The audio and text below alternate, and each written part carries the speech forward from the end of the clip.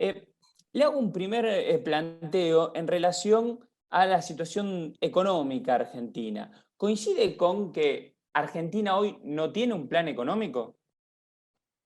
Bueno, no tiene un plan económico claro. Nosotros que tenemos un modelo matemático que resume las distintas variables de la economía, podemos sacar algunas conclusiones de lo que sería el resultado de seguir con esto, pero evidentemente que no tenemos tampoco claro qué va a seguir el plan económico después de las elecciones, porque por ahora se está dejando atrasar el tipo de cambio oficial, está atrasando las tarifas de electricidad, gas y otras tarifas de servicios públicos, y en fin, se están atrasando algunas variables de la economía, y después que termine la elección, no sabríamos, digamos, de qué forma se podría llegar a mejorar eso, pero evidentemente no hay un plan claro, así que está muy bien, yo creo que no tenemos un plan económico. Ahora, lo consulto. ¿Puede Argentina crecer en forma sustentable por más que se presente un plan económico? Por ejemplo, con esta presión fiscal y esta falta de credibilidad también que tiene hoy por hoy el país.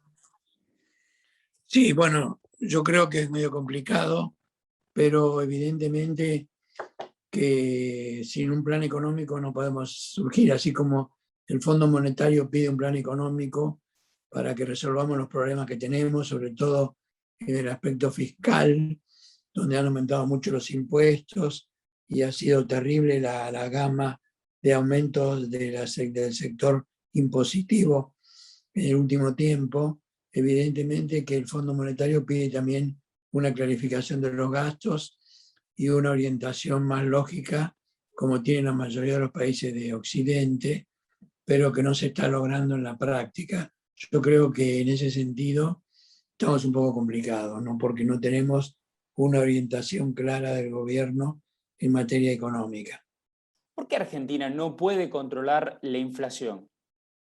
Básicamente tiene mucho gasto público y los impuestos no alcanzan para cubrir ese gasto, por lo tanto aparece una emisión del Banco Central de dinero que con el tiempo genera inflación. No es que se genera en forma instantánea, sino que al cabo de un rezago se produce la inflación, y por eso que ahora estamos teniendo una inflación de 3% más o menos, y este mes vamos a tener, este mes de agosto, 2,5 posiblemente, pero son cifras muy altas para lo que es la economía argentina, y evidentemente eso desubica mucho a todo lo que es el salario real, la pobreza que está aumentando, y en consecuencia a la situación de las personas más discapacitadas que se encuentran con serias dificultades. Por ejemplo, qué sé yo, el índice de indigencia está arriba del 11%, es una cifra muy alta. ¿Y qué premisas debería tener, por ejemplo, un plan antiinflacionario para poder cortar de cuajo con este proceso que ya lleva aproximadamente 20 años en Argentina? Bueno, lo mismo con cualquier lado, porque por ejemplo en Bolivia no hay mucha inflación, y eso que tiene un país bastante de distinto grado de desarrollo que el nuestro, por lo menos eso es lo que aparece, pero nosotros requerimos un equilibrio fiscal importante y que no haya emisión de dinero para cubrir el déficit fiscal.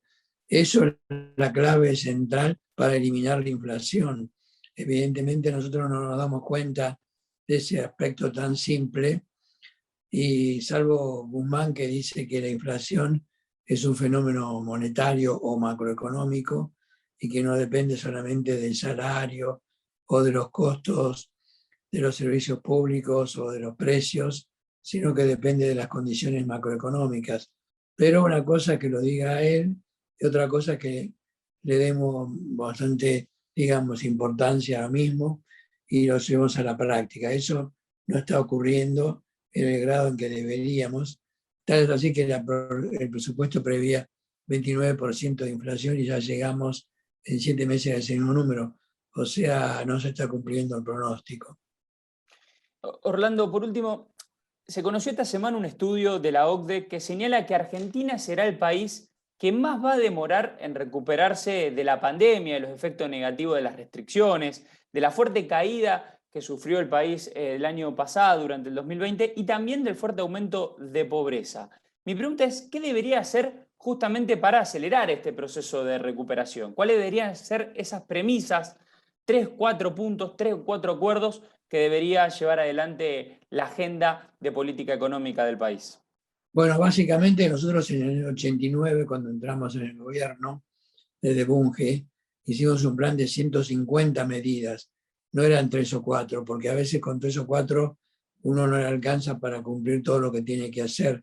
Igual Cierto. nosotros no cumplimos con todo, pero yo diría que tenemos que pensar en bajar el gasto público, mejorar los impuestos, mantener un equilibrio fiscal razonable, no emitir dinero del Banco Central para generar esa inflación que no nos gusta. Y no tenemos que tampoco dar aumentos salariales que no tienen ningún sentido en la práctica, como pasó en otras veces, que provocaron aumentos de precios, de salarios, y una espiral salario-precio que después era difícil de parar. Yo creo que esas son las principales medidas, hablando de 3 o 4 que podríamos tomar, y yo creo que se daría un país muy distinto y otra orientación de la economía que, bueno, sería mucho más interesante para seguir, y eso es lo que provocaría inversiones, y la inversión provoca aumento de ocupación formal y por lo tanto disminuye la pobreza, y en fin, tendríamos un país muy distinto al que estamos esperando ahora, ¿no? ¿Lo ve posible a esto, Orlando? Y bueno, imposible no es, no lo veo tan posible porque el gobierno no está eligiendo una empresa para que dirija el país y que oriente a la economía con función de la inversión y para generar riqueza y disminuir pobreza, que es lo mismo, sino que está tratando de actuar con gente que no tiene malas ideas, pero no tiene la ejecución suficiente como para orientarnos, y por lo tanto lo veo difícil que se implemente en la práctica. Orlando, siempre es un placer conversar con usted. Bueno, muchas gracias a ustedes. Hasta pronto.